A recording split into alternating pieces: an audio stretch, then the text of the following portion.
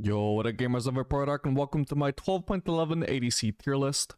Tier list is here, and we're just going to quickly go over some changes that happened both in the 12.10 hotfix changes and also the 12.11 patch notes. So starting off with the hotfix in 12.10, which we never did a follow-up tier list to cover. Draven got a very small buff. Gets a little bit more gold from his passive now, and also gets more Q damage both in base damage and also from ratio. 5 extra base damage and 5% extra AD ratio on his Q. That had a pretty decent effect over his win rate. He moved over from, as far as my classifications go, from C tier to B tier. Then we've also got Vayne got her fixed nerfs, so she lost 35 HP. Then she also lost bunch of true damage, so she lost no base damage, but she did lose at max rank 2% of the target's maximum health is damage. So that was a pretty harsh nerf as far as nerfs go. They brought her, I think, all the way from S tier to B tier. She's still worth playing, in my opinion, if you're good at her, but you know, she's nothing worth abusing anymore. Even though the patch in theory should be perfect for her, it's just a really harsh nerf. Then we also actually initially had Senna, I think, in A tier because she really benefited from the durability update as both a support and an ADC, so really buffed up her ADC indirectly. Thing is, she immediately got nerfed because her support was performing way too well. So she lost 30 base HP and also lost a bunch of passive damage at max rank. And so yeah, so that brought her all the way from A tier to C tier in my book, but she is now again in B tier because she got some changes in 12.11, which we'll cover in a second. All right, that's everything from the hotfix. In 12.11, we got obviously some nerfs to Kog'Maw.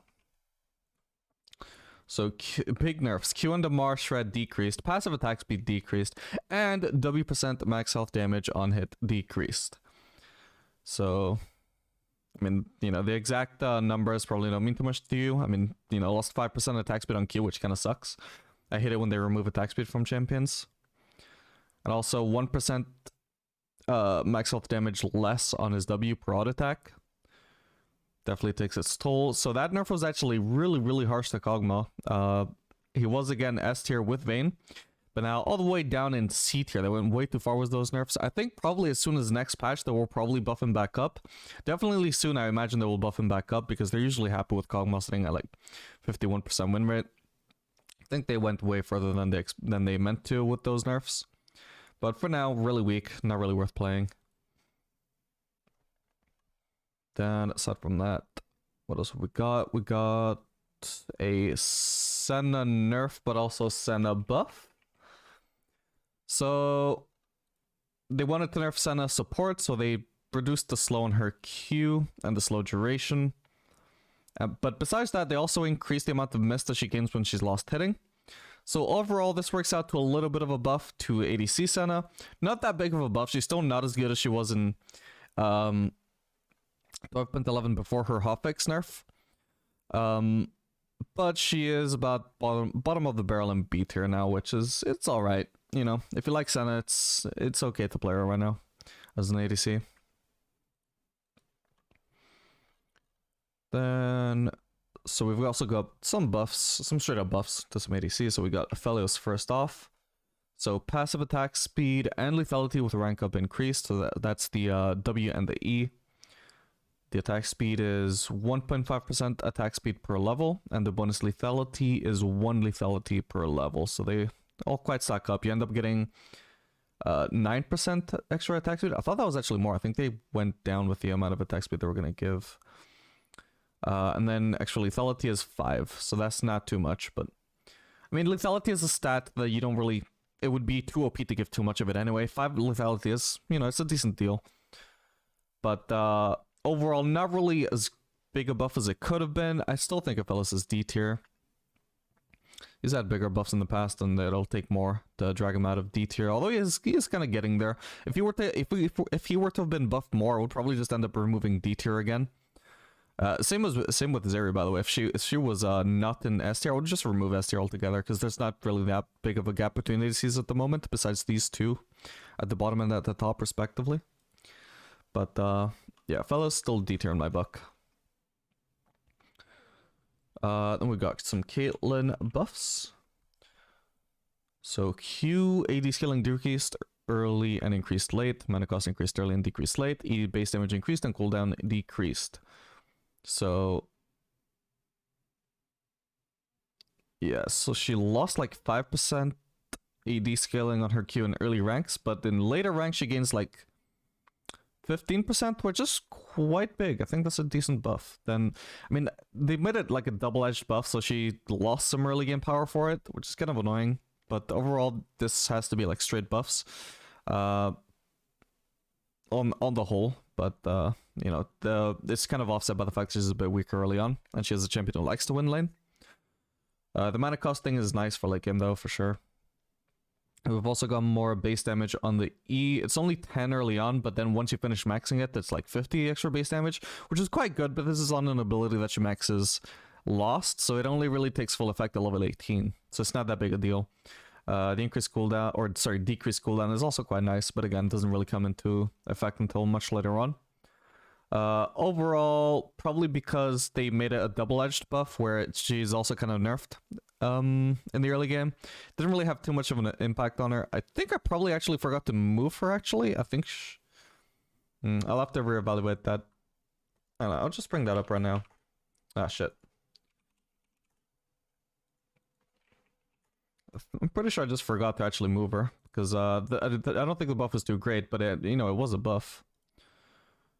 Yeah, so her win rate increased by about 0.6%. Oh, no, I remember. No, yeah, I did actually remember to move her. So she's still at the bottom of C tier, because I is still stronger than her. I forgot, yeah, she wasn't in D tier, but she was really, really bad before, so even though this is quite a big buff, overall, 0.6% is a decent increase for a buff. Yeah, still quite a bad champion, but at least it's not a Aphelios. Let's see, what else have we got besides that? So some mirror buffs. Oh. So AD growth increased, QAD scaling increased.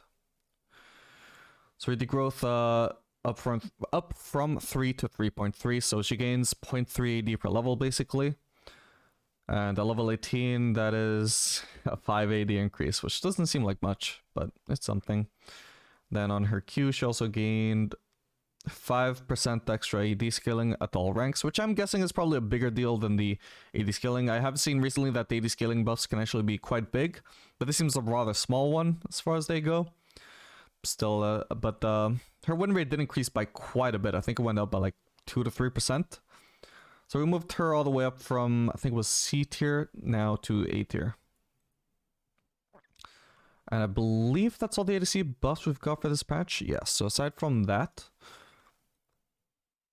oh, wait, hang on. No, we've also got the Zeri changes. I mean, they call them changes, but they were very much buffs as a whole, so...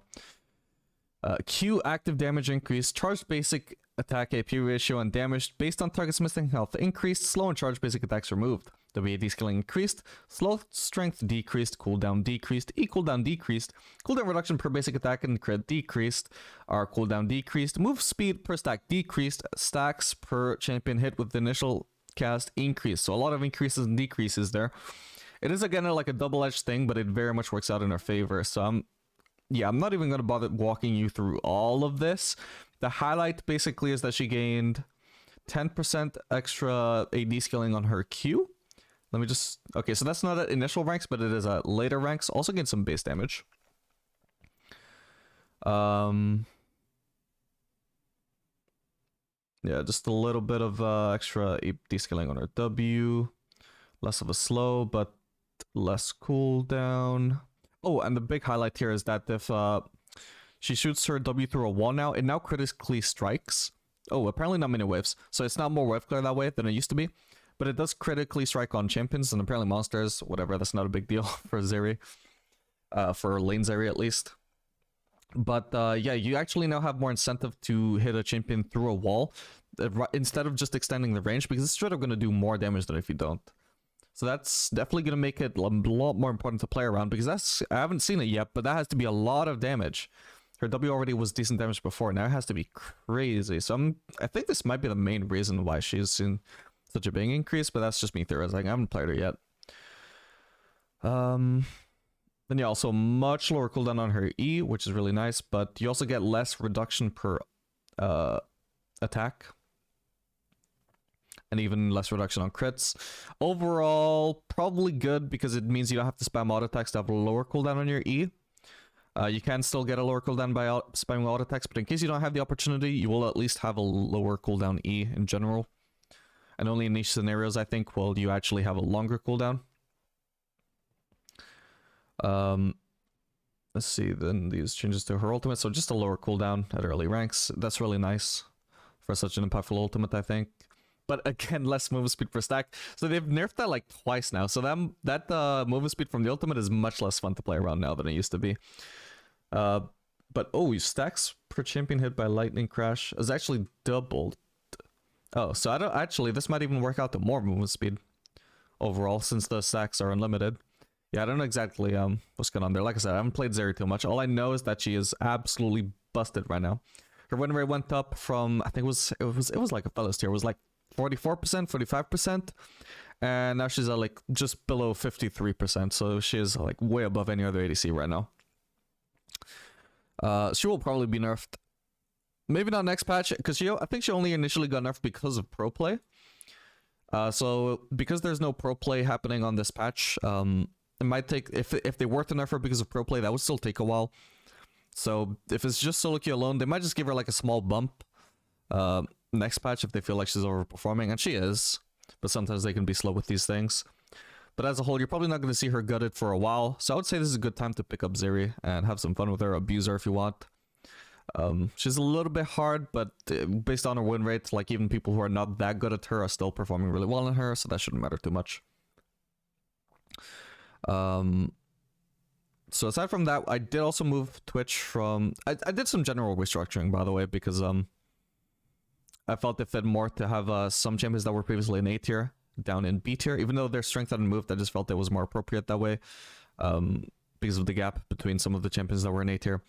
But one of the champions that I moved up in A tier without any changes is Twitch, because I think I've been playing a lot of Twitch on this patch. Well, not this patch, but 12.10 with Bork, and he feels so strong. This is actually the strongest I've ever felt on Twitch since like Season 7.